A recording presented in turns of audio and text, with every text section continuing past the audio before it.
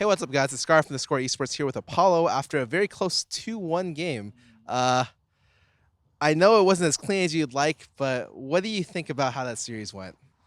Well, yeah, I mean, especially the first game, I think was probably like I didn't really feel like it was a win. You know what I mean? It was like, damn, we kind of just like barely slipped by that and we got a win. So I knew like the second game was still going to be hard, and yeah, it kind of showed. We got destroyed.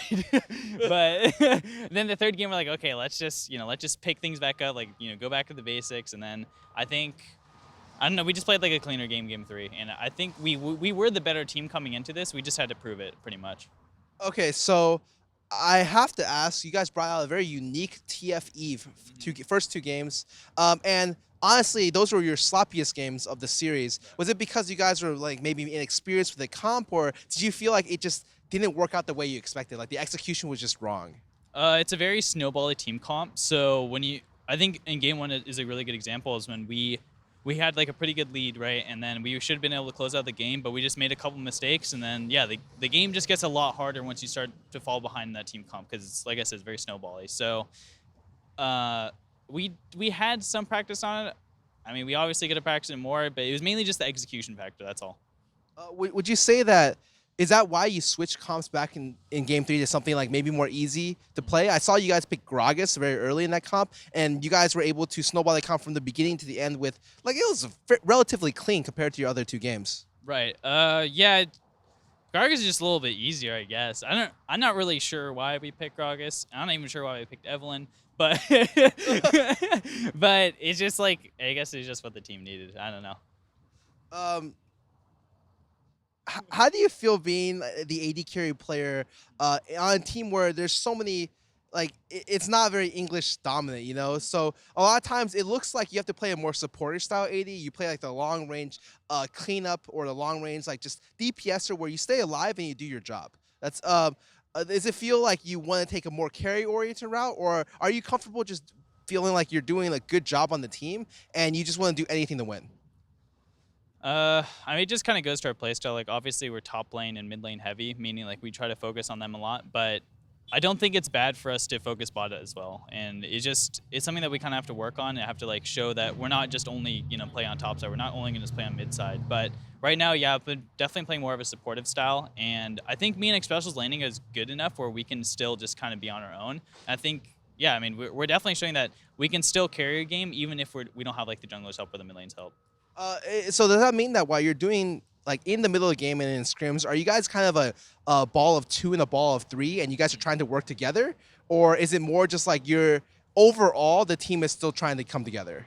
Uh, it's mainly just like the lane phase where you kind of see like the ball of three, ball of two. But after that, like we're definitely trying to work things out, and I feel like we're working a lot like on our communication, just like get the rhythm flow because sometimes you'll see that maybe people are going to doing kind of like different things, but it's definitely what we're just trying to get to the group as five, and like we're trying to work together as a team. It's just harder because of the language barrier. So what exactly are you guys focusing on outside of this communication facet? Like you guys are right now coming in as kind of a middle tier team at the moment, and what are you guys going to focus on in the coming weeks to become or to get better? Good question. What do you have any advice? No, I'm just joking. I mean, we just have to, like, honestly, it just comes down to practice. And I think, like, one of the biggest problems, and this kind of happened a lot too on tip, is just having practice or, like, having scrims that are meaningful, and, like, not wasting any times in our scrims. Because even, like, now the weeks are even shorter, right? Like, we have to play on Fridays sometimes, which means that's, like, one or two less scrim blocks that we have to play. So we really just need to make use of our scrims and make sure that we're not like trolling. We're just getting like the full extent of the scrim block, and yeah, it just comes down to practice and then looking over replays and such like that. And I want to ask you, as someone who just played them, P1 obviously is missing still their jungler. I think this is the last week before their jungler comes back. Do you expect them to be able to move up the rankings, or do you feel like they still aren't a solid enough team to really make a huge splash onto the rankings next week or in the coming weeks? It's kind of hard to say, but right now, like all the teams are very strong and it's very competitive right now. So saying like, it's really hard for me to say that for P1 to get climb any higher because I don't know if Inori is going to make the difference. I think Sentinel actually did a pretty good job given like he was just a challenger player coming in, We'll see if Inori can make a difference, but right now I still think that their skill ceiling is like kind of lower compared to everyone else. So that's why I think it's gonna be hard for them. And finally, I noticed that you say you wanted to work around bot lane a lot more. Who actually controls the bot lane picks? Is it more your say? Is it the team say? Does Special give you like solid input as well, or are you like the sole person who's like, I want to pick this champ, I want to pick that champ kind of deal? No, I think it's mainly like Saint kind of gives me a lot of the opinion on it, and I try to obviously give my own opinion as well, but I think it comes down to like what the team needs really, and lately it's just been like a supportive style, and I think that's fine. If I really am adamant about something, then I put my foot forward. But right now, I think I just look out for like what the team needs. Yeah. So you're saying you're just filling in the holes right now, and hopefully when your team becomes better, you can then take over the more carry-oriented role.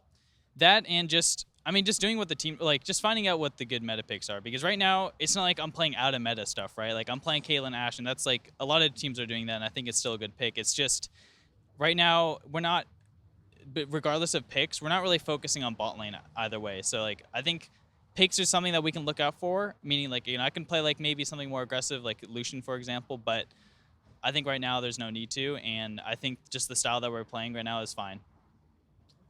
Do you have any last statements to make out for your fans or any of your team's fans? Thank you guys for watching this interview and keep supporting us. And yeah, we'll do better. We're gonna keep going. Yeah. Well, heard it here first from one of the people with the best names in NALCS. Scarra here with theScore eSports. You can find more content online on our mobile app. Thank you guys. Hope you guys have a nice night.